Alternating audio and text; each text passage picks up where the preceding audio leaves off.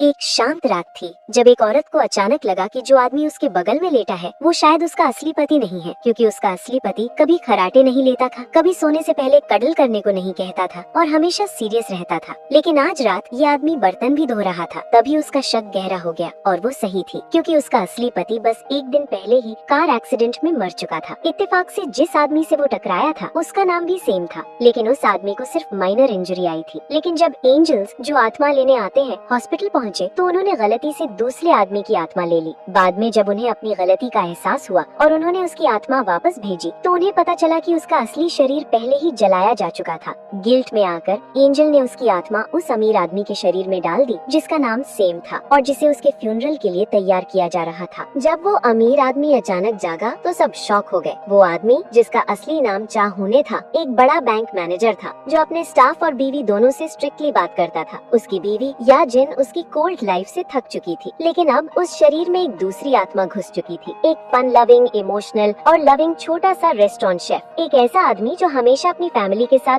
खुशी से रहता था। जब मीडिया ने देखा कि शाओ होन जाग गया है तो न्यूज चैनल्स ने हंगामा मचा दिया। डॉक्टर्स को समझ नहीं आ रहा था कि क्या हो रहा है। वो नया आदमी जब उसने अपने आसपास के लोगों को देखा तो वो कंफ्यूज हो गया। जब उसने आईने में अपना चेहरा देखा तो उसे एहसास हुआ कि कुछ गड़बड़ है। उसने अपनी असली बीवी मेरोन को कॉल किया, लेकिन उसने सोचा ये कोई प्रैंक है और फोन रखने से पहले उसे डांट दिया। फिर उसका एक पुराना दोस्त हॉस्पिटल आया जो उसे पहचान नहीं सका। नए आदमी ने हॉस्पिटल से निकलने और घर वापस जाने की कोशिश की, लेकिन एक खूबसूरत और अमीर बीवी उसके सामने आ गई जिसने कहा पहले आराम करो। ये दिखाने के लिए कि वो बिल्कुल ठीक है उसने एक मजेदार डांस किया जिसने उसकी बीवी को और भी ज्यादा शॉक कर दिया। उसने सोचा क्या ये सच में वही हुसैलपति है। अपने दोस्त की मदद से वो हॉस्पिटल से निकला और अपने पुराने घर पहुंचा। वहाँ उसकी बीवी मिरन डस्टबिन लेकर बाहर आ रही थी। जब वो उससे मिला उसने उसे सच बताया और उन बातों का जिक्र किया जो सिर्फ एक पति और पत्नी ही जान सकते थे। लेकिन मिरन को लगा कि वो कोई क्रीपी इंसान है, हत्ता कि उसके दोस्त को भी यकीन नहीं हो रहा था कि ये वही चीलोन है जो हमेशा सीरियस रहता था। बाद में जब वो उस अमीर फैमिली के घर वापस आया तो उसकी नई बीवी और 2 बच्चे उसके सामने थे। कंफ्यूज होकर वो बाथरूम गया और जोर जोर से रोया। जब वो शावर लेकर बाहर आया तो वो बीवी यारी नाइट ड्रेस पहनकर अंदर आई और कबर्ड में किसी दूसरी औरत की पुरानी लिंगरी देखकर शॉक हो गई। फैमिली को लगा कि चाहून पर किसी स्पिरिट का साया है, इसलिए उन्होंने एक प्रीस्ट को बुलाया, लेकिन बेचारी खुद ही गिर गई।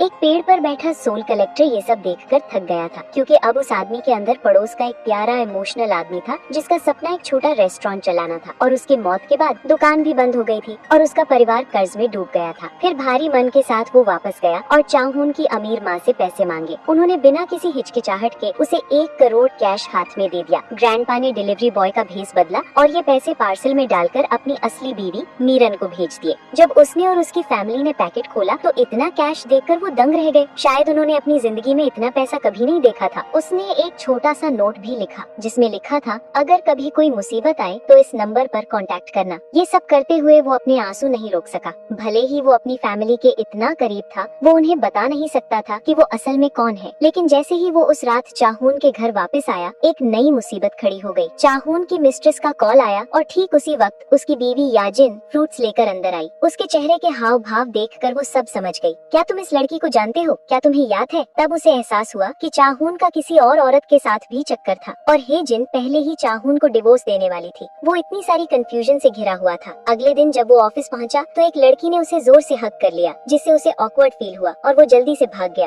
वो लड़की चिल्लाई कि तुम तो काफी नॉटी निकले। रात में जब हाइजिन दवाई लेकर आई और जाने वाली थी तो उसने बड़े प्यार से उसे रोका, मैं किसी और औरत से मिल रहा हूँ। फिर वो चर्च गया और एक फादर के सामने अपना दिल खोल दिया। मैंने अपना शरीर बदल लिया है, सब कुछ बदल गया है। लेकिन फादर को बस लगा कि वो अपनी दवाई नहीं ले रहा है। फिर वो चाहुन के एक लौते दोस्त आवाई के पास गया और अचानक उसे अपने पिता की याद आई। उसने सोचा पापा जरूर उस पर यकीन करेंगे। उसने आवाई को लिया और अपने पिता के घर गया। जैसे ही वो उनके सामने आया उसने कहा, मैं आपका बेटा हूँ, और पुरानी सारी यादें भी याद दिलाई। लेकिन उसकी उम्मीदों के खिलाफ उसके पिता ने उसे जोर से थप्पड़ मारा। क्या तुम भी पागल हो गए हो? अब बेचारा क्या करता। तो अगले दिन उसने अपनी बेटी को दोस्त बनकर कॉल किया और उससे मिला। उसने उसे उसका पसंदीदा पिज्जा खिलाया। बातों बातों में उसे पता चला कि मजबूरी में मिरन को मॉल में काम करना पड़ रहा था और पिताजी अभी भी रात में कंस्ट्रक्शन साइट पर काम कर रहे थे। ये सुनकर उसका दिल टूट गया। उसने अपनी बेटी से कहा, माँ और मैं नहीं चाहते कि तुम ये सब काम करो। लेकिन जब वो चाहून के घर वापस आया तो एक और टेंशन इंतजार कर रही थी। पता चला चाहून को पाइनएप्पल बहुत पसंद था, लेकिन उसने पाइनएप्पल को छुआ तक नहीं। ही को फिर से शक होने लगा, ये चाहून नहीं हो सकता। लेकिन थोड़ी देर बाद उसने खुद को समझा लिया गया, नहीं ये बस मेरा वहम है। लेकिन ग्रैंडपा का दिल अभी भी शांत नहीं था। लेकिन सबसे बड़ी चुनौती तो अभी आनी बाकी थी। जब वो ऑफिस पहुंचा तो उसे समझ नहीं आया कि क्या हो रहा है।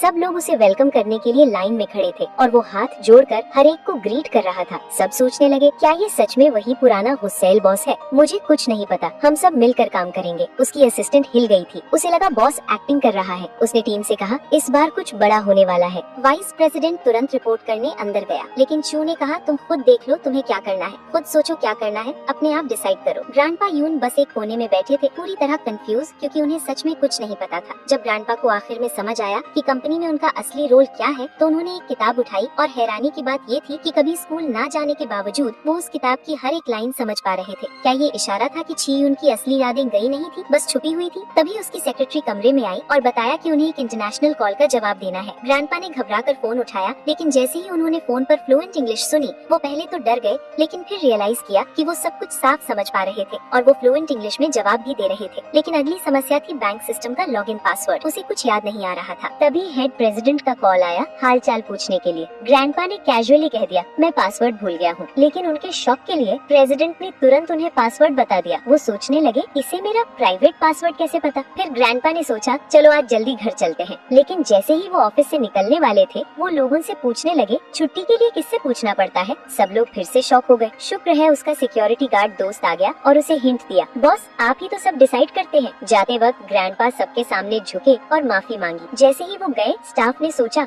बढ़िया है आज हमें जल्दी घर जाने को मिलेगा। लेकिन बस कुछ मिनट बाद ग्रैंडपा वापस आए और बोले, मुझे कुछ याद आया, अगर तुम्हारा काम हो गया है तो घर जाओ, कल मिलते हैं। अब सब लोग फिर से टेंशन में आ गए। उन्हें लगा बॉस शायद उनका टेस्ट ले रहा है और वो सब वापस अपने डेस्क पर काम करने लगे। इसी बीच जो इस सारी उथल पुथल की वजह था, यानी अंडरवर्ल्ड का मैसेंजर, उसे आखिरकार मदद मिल ही गई। एक ताकतवर हस्ती वहाँ आई जिसका नाम कैट गार्डियन था, जिसके अंदर हजारों अलग अलग पर्सनालिटीज थी। उसने कहा, मैं तब तक यहाँ रहूंगा जब तक ये बेचारा आदमी अपने असली घर नहीं लौट जाता। फिर वो दोनों लाइब्रेरी गए जहाँ ग्रैंडपा थोड़े परेशान लग रहे थे। तभी कैट गार्डियन ने अपना रूप बदला और ग्रैंडपा को टेस्ट करने के लिए एक खूबसूरत औरत बन गया। और जैसे ही उसने ग्रैंडपा की थोड़ी शरारती नजर देखी, वो समझ गया कि चोलहुन का असली कैरेक्टर अभी भी अंदर छुपा हुआ है और चाहे ये आदमी कितना भी मासूम दिखे, अंदर से वो अभी भी वैसा ही है। उसने सोचा, इतनी सुंदरता और दिमाग मिलने के बाद क्या ये आदमी कभी अपनी पुरानी साधारण जिंदगी और अपनी बीवी के पास वापस जाएगा? उस रात ग्रैंडपा ने देखा कि हाइजिन अभी तक सोने नहीं गई थी। वो हॉल में बैठकर किसी का इंतजार कर रही थी। पूछने पर उसने कहा, हमारा बेटा अपने दोस्तों के साथ खजाना ढूंढने गया है। ग्रैंडपा मुस्कुराए और बोले, चिंता मत करो, लड़के ऐसे ही बड़े होते हैं। हेजन हैरान थी, तुम आज मुझे डांट नहीं रहे? और फिर उसने प्यार से उसकी तरफ देखा और कहा, एक माँ ने तुम्हें अकेले बड़ा नहीं किया है। रात के वक्त ग्रैंडपा ने देखा कि हेजन सोफा पर सो रही है। वो चुपचाप अंदर गए, एक कंबल लाए और बड़े प्यार से उसे ओढ़ा दिया। शादी के इतने सालों बाद पहली बार हेजन को महसूस हुआ कि उसका पति सच में उसकी परवाह करता है। उस पल वो सच में अंदर से पिघल गई। ग्रैंडपा हमेशा मीरान की फैमिली की बिना किसी शर्त की मदद करते थे, इसलिए मीरान ने एक दिन उन्हें कॉल किया क्योंकि वो समझना चाहती थी कि एक बैंक मैनेजर हॉस्पिटल के कपड़े पहनकर हमारे घर क्यों आया था और उसने मुझे अपनी बीवी क्यों कहा। ग्रैंडपा कुछ बोल नहीं पाए, इसलिए उन्होंने झूठ बोल दिया, मैं बीमार था, दिमाग में कुछ कंफ्यूजन थी। मीरान को लगा शायद वो कोई मेंटल पेशेंट है। फिर उसने पूछा कि उसका मेरे पति के साथ क्या कनेक्शन हो सकता है। तब ग्रैंडपा ने एक और कहानी बना दी। हम दोनों एक बार साथ में लॉटरी टिकट खरीदने गए थे। जब प्राइज आया तो मैं पैसे लेकर भाग गया, लेकिन जब मैंने सुना कि वो एक एक्सीडेंट में मर गया तो मुझे गिल्ट फील हुआ, इसलिए मैं पैसे वापस करने आया हूँ। मीरान ने भी अपनी फीलिंग्स शेयर की कि वो अपने पति को बहुत मिस करती है। ग्रैंडपा के मुंह से एक अजीब लाइन निकल गई, लगता है इस मैनेजर की बीमारी बहुत गहरी है। ऑफिस वापस आने के बाद भी ग्रैंडपा का दिमाग अपनी असली फैमिली पर अटका हुआ था। तभी स्कूल से एक टीचर का फोन आया। उन्हें बताया गया कि चाहुन के बेटे को बुली किया जा रहा है। पहले तो ग्रैंडपा को कोई दिलचस्पी नहीं थी, लेकिन जब उन्होंने सुना कि जो लड़की उनके बेटे को मार रही है वो कोई और नहीं बल्कि ग्रैंडपा की अपनी बेटी है, तो उनका चेहरा पीला पड़ गया। दरअसल चाहुन के बेटे ने ग्रैंडपा की बेटी के लॉकर पर कुछ बदतमीजी लिखती थी, जिससे उसे गुस्सा आ गया और उसने उसे मारा। लेकिन बिना सोचे ग्रैंडपा ने अपनी बेटी को बचाने के लिए सारा इल्जाम अपने ही बेटे पर डाल दिया। ये देखकर हाइजिन भी शॉक हो गई। ये आदमी अपने ही बेटे को डांट रहा है लेकिन दूसरी लड़की को बचा रहा है। बाद में ग्रैंडपा की बेटी को भी उनसे एक इमोशनल कनेक्शन महसूस होने लगा, हालांकि वो अनजान थे क्योंकि उनकी हर बात उसे अपने मरे हुए पिता की याद दिला रही थी। हाइजिन और भी कंफ्यूज हो गई। ये आदमी कल तक इतना लापरवाह था कि जब मैंने कहा हमारा बेटा 2 दिन से घर नहीं आया तो उसे कोई फर्क नहीं पड़ा, और अब वो किसी और की बेटी के लिए इतना इमोशनल हो रहा है। उसके अंदर का दर्द और कंफ्यूजन बढ़ता जा रहा था। इस पल ग्रैंडपा को एहसास हुआ कि उनका दिमाग इस नई बॉडी की कुछ आदतें अपनाने लगा है। और सबसे हैरानी की बात ये थी कि चाहुन की असली पर्सनैलिटी भी धीरे धीरे जाग रही थी। अगले दिन अपना इंश्योरेंस टारगेट पूरा करने के लिए मीरान ने सोचा कि वो चाहून के दोस्त को पॉलिसी बेचेगी, लेकिन जैसे ही उसने फॉर्म भरना शुरू किया, ग्रैंडपा ने अनजाने में अपना आईडी नंबर बोल दिया और मीरान शॉक हो गई क्योंकि वो उसके पति का नंबर था। फिर उसने नोटिस किया कि उस ऑफिस में वही पौधा भी था जो उसके पति को सबसे ज्यादा पसंद था। उसके बाद जब उसने डेटाबेस चेक किया तो रिकॉर्ड बता रहा था कि उस आदमी का एक्सीडेंट हुआ था और डेट बिल्कुल वही थी जिस दिन मीरान के पति का एक्सीडेंट हुआ था।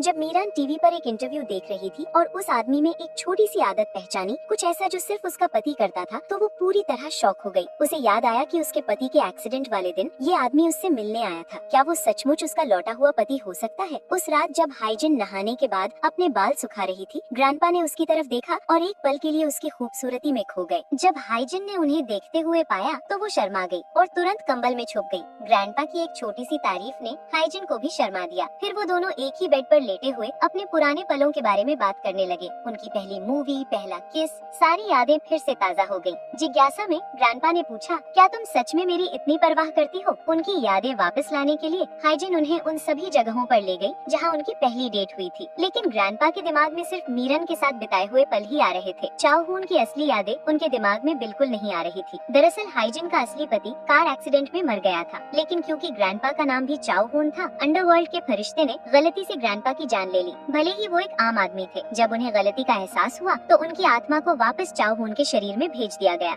एक दिन जब हेजन काम से घर आई तो वो खास तौर पर तैयार होकर आई थी। उसने एक रोमांटिक डिनर प्लान किया था। वो उनके रिश्ते में थोड़ी गर्माहट वापस लाना चाहती थी, लेकिन जब वो घर आई और देखा कि ग्रैंडपा ने कोई जवाब ही नहीं दिया तो उसका दिल थोड़ा बैठ गया। ग्रैंडपा का स्टडी रूम साफ करते वक्त उसे एक बॉक्स मिला जो ऐसी चीजों से भरा था जो चाहून कभी यूज नहीं करता था। वहाँ एक नोटबुक भी थी जिसमें अलग अलग तरह की मूली यानी रेडिश के बारे में डिटेल्ड नोट्स थे। ये सब देखकर उसे थोड़ा अजीब लगा, लेकिन वो समझ नहीं पाई कि उसके सामने जो आदमी है वो दरअसल एक बिल्कुल अलग इंसान है। इसी बीच ग्रैंडपा चुपके से मीरान से मिलने गए क्योंकि अब मीरान को भी शक होने लगा था कि ये आदमी शायद उसका मरा हुआ पति हो सकता है। अपने शक को कंफर्म करने के लिए मीरान उन्हें उस छोटे रेस्टोरेंट में ले गए जो उसका पति चलाता था। जब ग्रैंडपा ने उस जगह पर पूरे इमोशन के साथ रिएक्ट किया तो मीरान खुद को रोक नहीं पाई और आखिरकार पूछ ही लिया, क्या ये सच में तुम हो? लेकिन ग्रैंडपा दो जिंदगियों के बीच फंसे हुए थे। उन्होंने अपनी पहचान से इनकार कर दिया क्योंकि अगर वो सच बोलते तो दोनों परिवारों के लिए इसे एक्सेप्ट करना मुश्किल हो जाता। लेकिन मीरान ने हार नहीं मानी। वो ग्रैंडपा को अपने घर ले आई जहाँ उन्होंने अनजाने में उसके पिता से कहा, प्लीज इतनी मेहनत मत किया कीजिए।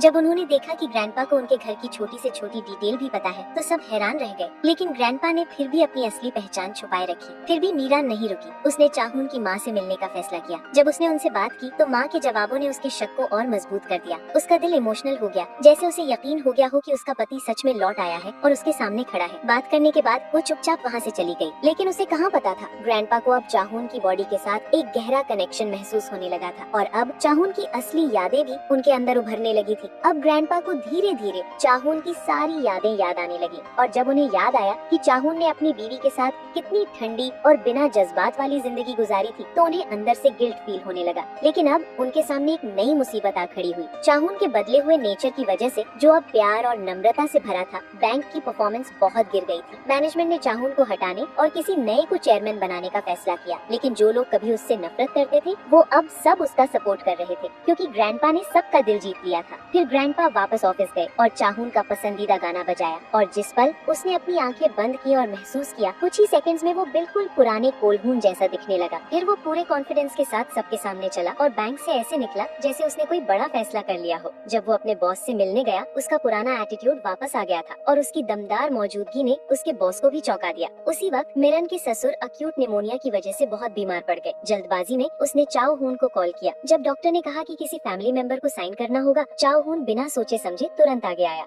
उस पल में मिरन को पूरा यकीन हो गया कि ये आदमी सच में उसका पति है। फिर जब चाओ हून ने अपने पिता से कहा, प्लीज अपना ख्याल रखना, अब आराम करो, तो उसके पिता ने बिना किसी हैरानी के उसकी तरफ देखा। तभी दादाजी ने आखिरकार सबके सामने अपनी असली पहचान बता दी और कहा, मैं सब कुछ जल्दी ठीक कर दूंगा और तुम्हारे पास वापस आऊंगा। लेकिन पिता ने मना कर दिया, अब वापस मत आना, जिंदगी में पहली बार तुम्हें कुछ मिला है, तुम्हें अपने नए घर में रहना चाहिए। अगर तुम वापस आए तो ये इस नई फैमिली के साथ नाइंसाफी होगी। मीरन ने दरवाजे के पीछे से ये सुन लिया। वो समझ गई कि पिता अपने बेटे की भलाई सोच रहे रहे हैं, लेकिन उसका दिल फिर भी टूट गया। उसने दादाजी से पूछा, तुमने उस दिन अपनी पहचान क्यों नहीं कबूल की? दादाजी ने कहा, अब मेरे पास दोनों की यादें हैं, मेरी अपनी और चाउल खून की। मुझे थोड़ा वक्त दो, बदले में मैं सब ठीक कर दूंगा। मीरन का गुस्सा बढ़ गया, लेकिन उसके पास कोई जवाब नहीं था। रात में हाइजिन चुपचाप दादाजी के कपड़े तह कर रही थी, तभी उसका फोन बजा। स्क्रीन पर लिखा था वाइफ कॉलिंग। हाइजिन ने आसपास देखा और पाया कि उसका खुद का फोन अभी भी ड्रेसिंग टेबल पर था। उसने शांत दिखने की कोशिश की और फोन उठाया। फोन के अंदर से एक आवाज आई। वो आवाज सुनने के बाद हज्जुन का चेहरा पीला पड़ गया। उसने तुरंत दादाजी का नंबर डायल किया और देखा कि उनकी कॉन्टैक्ट लिस्ट में हज्जुन का नाम गॉडेस के नाम से सेव था। तभी उसे सब समझ आ गया, लेकिन उसने कुछ नहीं कहा। उसने चुपचाप फोन वापस रख दिया जैसे कुछ हुआ ही ना हो। लेकिन वो पूरी रात सो नहीं सकी। उसका दिमाग चलता रहा, क्या ये आदमी मेरा पति है भी? शायद वो कोई और है। लेकिन इन सब दिनों के साथ के बाद ये सारा प्यार, क्या ये सब झूठ था?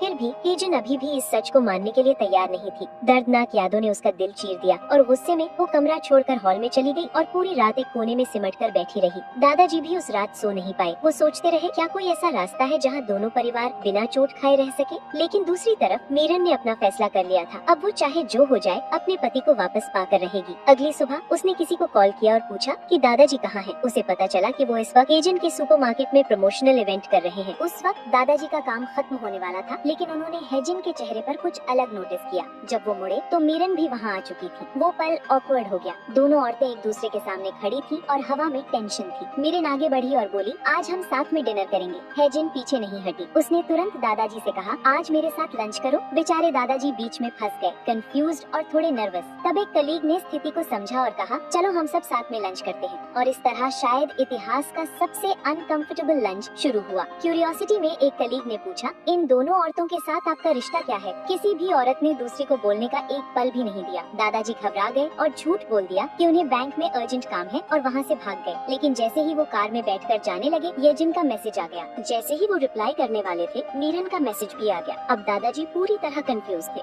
दोनों तरफ प्यार, गिल्ट और जिम्मेदारियाँ थी। घर पर मीरन अपने पति का पसंदीदा खाना बना रही थी और उसने अपने ससुर को बताया वो आज रात डिनर के लिए घर आ रहे हैं। वहीं दूसरी तरफ पियोन ने भी अपनी सास से कहा, आज बच्चों को अपने साथ ले जाओ, मैं डिनर बनाऊंगी। दोनों औरतें अपने अपने तरीके से तैयार हुई, सुंदर कपड़े पहने, मेकअप किया और बस इंतजार करने लगी। दादाजी ने भी आखिरकार अपना फैसला कर लिया। पहले वो हयागिन के घर गए। उन्हें देखकर हयागिन का चेहरा खुशी से चमक उठा। डिनर के दौरान वो उन्हें उनकी पुरानी मीठी यादें याद दिलाने लगी। लेकिन दादाजी ने उसकी आंखों में झूठी उम्मीद देखी और वो नहीं चाहते थे कि वो झूठ में जीती रहे। उन्होंने शांति से कहा, चौलहुन और मेरे बीच अब सिर्फ यादें हैं, बस इतना ही। फिर वो मीरन के घर गए। मीरन तो खुशी से फूली नहीं समा रही थी। वो उन्हें बार बार खाना परोसती रही, लेकिन दादा के चेहरे पर कोई सुकून नहीं था। उन दोनों के बीच की दूरी पिता को साफ महसूस हो रही थी। रात का खाना अच्छा नहीं गुजरा। रात को जब पति पत्नी एक ही बिस्तर पर लेटे तो मी के मन में ये एहसास हुआ कि अभी भी हमारे बीच कुछ कमी है। दादा के ठंडे व्यवहार ने उसे उस खालीपन की याद दिला दी। इधर हाजिन, जो हर रोज उनका इंतजार करती थी, इतनी उदास हो गई कि एक बरसाती रात को वो बेहोश हो गई। बेटे ने फौरन अपने पिता को फोन किया और जब दादा को ये पता चला तो मेरान के मना करने के बावजूद उन्होंने अपना फैसला कर लिया। उन्होंने हाजिन के पास जाने का फैसला किया।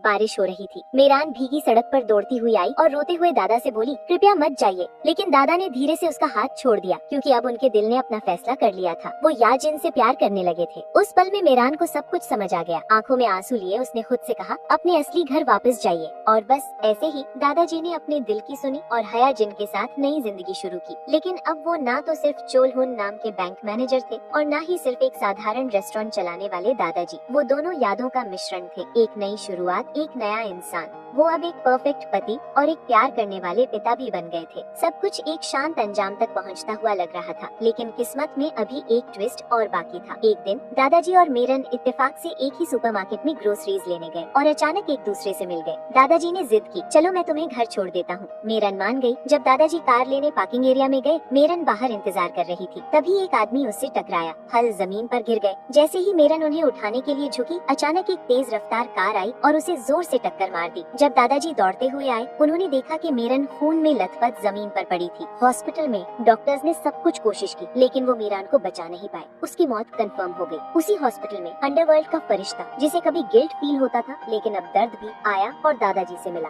उसने उन्हें पूरा सच बताया, कैसे ये सब उसकी गलती थी, कैसे गलती से चावलहुन की जगह दादाजी की जान ले ली गई थी और कैसे सब कुछ गलत हो गया था। दादाजी ने एक बड़ा फैसला लिया। वो घर गए, एक नोटबुक निकाली और उसमें कुछ जरूरी बातें लिखी। फिर वो चुपचाप कमरे में गए और हीन को देखा। उसकी आंखों में सिर्फ प्यार था। लेकिन अंदर एक खामोश उदासी भी थी। उन्होंने हीन को जोर से पकड़ा और उसे एक डीप प्यार भरा किस किया। उसी पल फरिश्ते ने अपना जादू चलाया और वक्त पीछे जाने लगा। सब कुछ वहीं पहुंच गया जहां से पहली बार सब गलत हुआ था। चाओल-हुन फिर से वही ठंडा रूड मैनेजर बन गया। हेजन फिर से डिवोर्स प्लान कर रही थी। ग्रैंडपा फिर से अपने छोटे से रेस्टोरेंट में वापस आ गए थे और चाइनीज खाना बना रहे थे। सब कुछ अपनी पुरानी जगह पर लौट आया था, लेकिन कहानी अभी खत्म नहीं हुई थी। उस रात चाओ-हुन को एक अजीब सपना आया। समय पलटने से पहले के कुछ पलों की झलकियां उनके सामने आई। जब वो जागे तो सीधे अपने अध्ययन कक्ष की तरफ दौड़े और वही नोटबुक खोली जो ग्रैंडपा ने पहले उनके लिए छोड़ी थी। उस नोटबुक में सारी घटनाएं अप्रैल तक लिखी हुई थी, लेकिन अभी तारीख थी सिर्फ 15 मार्च। अगली सुबह जब चाओ-हुन घर से निकले तो अचानक उन्हें एक अनजाना और अशुभ एहसास हुआ, और जैसे ही वो दफ्तर के लिए गाड़ी चलाने वाले थे, उस भयानक कार दुर्घटना की यादें एक बार फिर उनके जहन में ताज़ा हो गयी। इसलिए उन्होंने उस दिन गाड़ी से दफ्तर न जाने का फैसला किया। उसी वक्त ग्रैंडपा शिनवा बैंक में लोन लेने के लिए पहुँचे, लेकिन क्लर्क ने बताया कि उनके नाम पर पहले से एक लोन चल रहा है। ग्रैंडपा ने साफ इनकार किया कि ऐसा कुछ हो ही नहीं सकता। जब मैनेजर चोल-हुन ने इस सिचुएशन के बारे में सुना तो उसने छानबीन की और पता चला कि जिस एम्प्लॉय ने वो लोन हैंडल किया था वो पहले ही कंपनी छोड़ चुका है।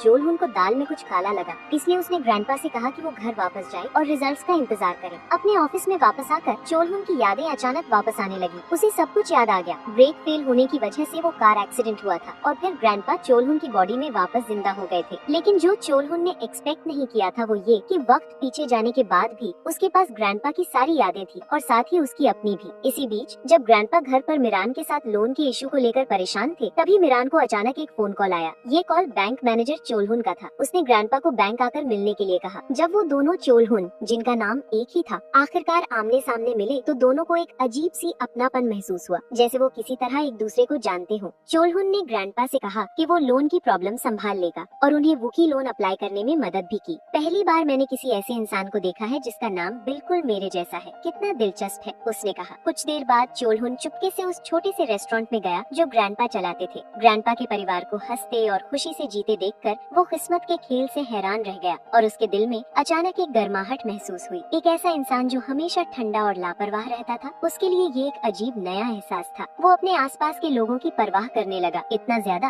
कि उसका परिवार उसके रवैये में आए बदलाव से पूरी तरह दंग रह गया। डिनर के बाद उसने अपनी पत्नी की बर्तन धोने में मदद करने की पेशकश भी की। तुम ऐसे कैसे हो सकते हो? तुम मुझे इस तरह कैसे सरप्राइज कर रहे हो? उसने हैरान होते हुए कहा। फिर चोल-हुन ने कहा कि वो हेजन को वॉक पर ले जाना चाहता है। उसके दिल से निकले कन्फेशन की गर्माहट से हेजन का टूटा हुआ दिल धीरे धीरे जुड़ने लगा, लेकिन उसे जरा भी अंदाजा नहीं था कि ये आदमी असल में किन हालात से गुजरा है। अगले दिन चोल-हुन ग्रैंडपा के घर आया और इत्तेफाक से मीरान से टकरा गया, जो बस कूड़ा बाहर फेंकने निकली थी। मीरान ने उसे तुरंत पहचान लिया। वो बैंक मैनेजर चोल-हुन था और उसने उनके परिवार को वुकी लोन दिलवाने के लिए उसका दिल से शुक्रिया अदा किया। उसने उसे एक छोटा सा तोहफा भी दिया। ये कुछ बड़ा नहीं है, बस एक छोटा सा थैंक यू है। आखिर में यून चुलू आसमान की तरफ देखता है और उस मिरेकल के लिए दिल से शुक्रिया अदा करता है जो उसे मिला। वो कहता है कि अब वो खुशी से जिएगा और उसके बाद वापस लौटेगा। और इस तरह हमारी मूवी खत्म होती है। अगर आपको ये कहानी पसंद आई हो तो चैनल को सपोर्ट करने के लिए सब्सक्राइब जरूर करें। मिलते हैं नेक्स्ट वीडियो में, तब तक के लिए बाय बाय।